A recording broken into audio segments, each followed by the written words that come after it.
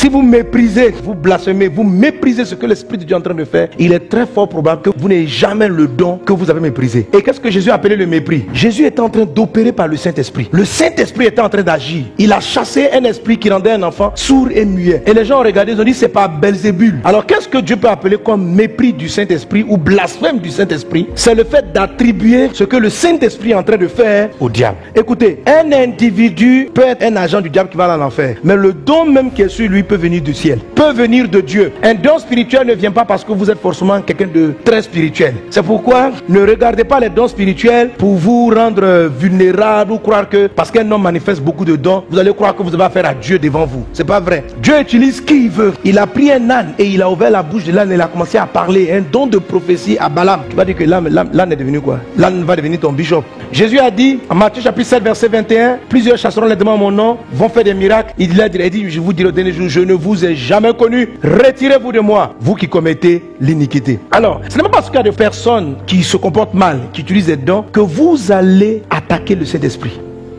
Vous allez dire, oh lui là, il est parti voir un marabout. Son pouvoir là c'est Satan. Je connais quelqu'un qui le connaît, qui dit qu'il est parti faire des incantations. S'il se trouve que c'est le pouvoir, c'est un don de Dieu, vous-même le don là, vous vous disqualifiez. C'est pourquoi si quelqu'un l'a fait, qu'il demande à Dieu pardon. Si tu ne sais pas, faut te taire. Si tu es obligé de commenter, tu peux dire cet homme je ne vais pas le suivre. Parce que quand je vois son attitude, mais ne qualifie pas. Jésus dit, si c'est par le doigt de Dieu que cet enfant a été guéri, c'est que le royaume de Dieu est venu vers vous. Et vous l'avez rejeté. Le royaume de Dieu va venir vers toi. La puissance du royaume de Dieu peut venir vers toi par la manifestation des dons. Mais il ne faut pas à cause de l'attitude de la personne. C'est un peu comme si tu veux manquer le respect de la police parce que tu as un policier qui est corrompu. C'est-à-dire que tant qu'un policier est en tenue, même s'il se comporte mal, parle pas lui avec respect. Tu respectes parce que l'habit qui est sur lui, c'est l'habit de l'État. Et agresser un policier qui est en tenue, c'est à l'État que tu t'attaques. Tu ne peux pas avoir une attitude désobligeante, irrespectueuse, irrévérencieuse devant un corps habillé. Certains, en méprisant les dons, en attaquant les dons, ça tue souvent les églises traditionnelles. Dès que les gens ont commencé à prier en langue, quand le baptême du Saint-Esprit en langue est revenu, les anciennes églises qui ne parlaient pas en langue,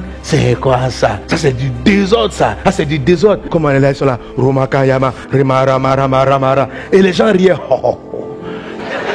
À l'époque, quand le pentecôtisme est arrivé, toutes les anciennes églises qui ont été créées qui ont été initiées par des hommes de Dieu, à l'origine, des hommes réveillés. Dieu les utilisait au départ. Alors ils voient un don qui arrive, comme eux ne le connaissent pas. Donc on arrive, c'est quoi ces histoires? Ils ont commencé à mépriser. Le don n'est plus venu dans leur église. Le Saint-Esprit n'a plus collaboré. Il prêche l'évangile, crois un jour tu seras sauvé. Mais le Saint-Esprit, il n'est plus venu. Et il y a eu plusieurs mouvements du Saint-Esprit. La Bible dit une chose du Saint-Esprit. On ne sait d'où il vient, on ne sait où il va. Le Saint-Esprit, tu ne peux pas le contrôler. Tu ne le connais pas. Donc reste tranquille. Reste tranquille. La Bible dit, Jude 1:9. Or l'archange Michel, lorsqu'il contestait avec le diable et lui disputait le corps de Moïse, n'osa pas porter contre lui un jugement injurieux, mais il dit que le Seigneur te réprime. Au verset 8, malgré cela, ces hommes aussi entraînés par leur rêverie, souillent pareillement leur chair, méprisent l'autorité et injurient les gloires. C'est pourquoi les gens qui sont sur internet, qui attaquent des hommes de Dieu à longueur de journée, vraiment de les écouter même pas. N'allez même pas prendre le temps pour prendre. Lui il a dit quoi? Oh, il y a un tel là-bas, c'est un sorcier. Pourquoi c'est un sorcier? Parce qu'il a dit qu'un jour il est sorti de son corps. Frère, faut laisser, tu vois, faut laisser. Mais même pourquoi prêter attention à des gens de choses pareilles? Et tu vois, il n'a pas de respect. Un tel c'est un sorcier. Lui là c'est le diable. Lui là c'est le diable. Là c'est le diable. Toi-même qui es en train d'écouter ça, tu vas te disqualifier des dons spirituels. Tu vas te disqualifier. Arrête d'écouter des gens qui injurient. La Bible dit que même Michael, il se battait avec Satan. Mais parce qu'il sait qu'à l'origine, Satan là, son pouvoir vient pas de lui-même. C'est Dieu qui l'a créé sous la forme de Lucifer, qui lui avait donné du pouvoir. Si Satan a autant de pouvoir, le pouvoir là, ça ne vient pas de lui. Satan n'a rien créé. Satan a corrompu le pouvoir de Dieu. La Bible dit, ces gens-là injurient les gloires, que même l'archange Michael, en se disputant avec Satan, le plus mauvais des mauvais, même l'archange Michael, lorsqu'il contestait avec le diable et lui disputait le corps de Moïse, n'osa pas porter contre lui. Vous voyez, ne soyez pas dans les prières où on insulte les démons là. Tu injuries Satan, il insulte.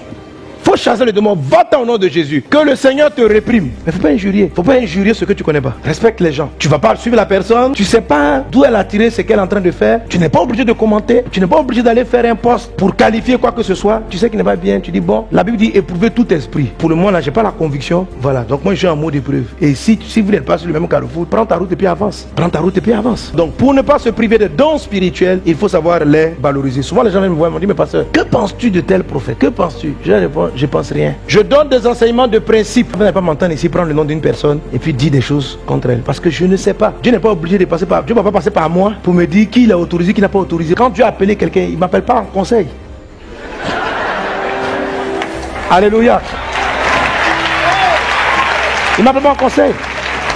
Donc qui suis-je pour juger les gens? Qui suis-je? Je fais mon ministère, je fais ce que j'ai à faire, je prêche mon message, je dis ce que j'ai à dire. Crois au Seigneur Jésus, tu seras sauvé. Je lis la Bible, il y a tellement de choses à dire dans la parole de Dieu. Pourquoi aller prendre le temps de donner un commentaire sur la vie de quelqu'un? S'il vient de Dieu, s'il vient de Satan, je ne sais pas. Dieu seul sait. Est-ce que c'est quelqu'un qui est de Dieu et puis il a dévié? Je ne sais pas. Voilà, ça c'est comme ça. Mais il faut éviter. Il ne va pas attaquer quelqu'un. Il faut faire une différence entre l'habit, les dons et puis l'individu. Bien sûr, il y a des faux prophètes. Balaam est devenu un faux prophète, mais à l'origine, c'est un prophète de Dieu. Donc l'onction originelle qui est sur la vie de Balaam est une onction qui est juste. Il y a des personnes qui sont parties consulter le diable et qui ont pris des pouvoirs avec lui. Là, ce sont des choses totalement négatives. Mais il y en a d'autres qui ont rétrogradé. Faire attention. Donc comme on ne peut pas faire la différence entre tous ces cas-là, il est préférable de rester et de t'occuper des choses qui te concernent. Il ne faut pas injurer le pasteur. Donc si quelqu'un estime qu'il a méprisé, qu'il s'est moqué, la Bible dit Dieu ne tient pas compte d'ignorance. Ok? Il y a des moments où on ne savait pas, il y a des choses qu'on a dites par ignorance que Dieu dans sa miséricorde nous pardonne. Moi te dire que tu as blasphémé contre quelqu'un, tu as dit des choses, tu ne sais pas ce que tu faisais. Le Seigneur te pardonne tout ça. Au nom puissant de Jésus.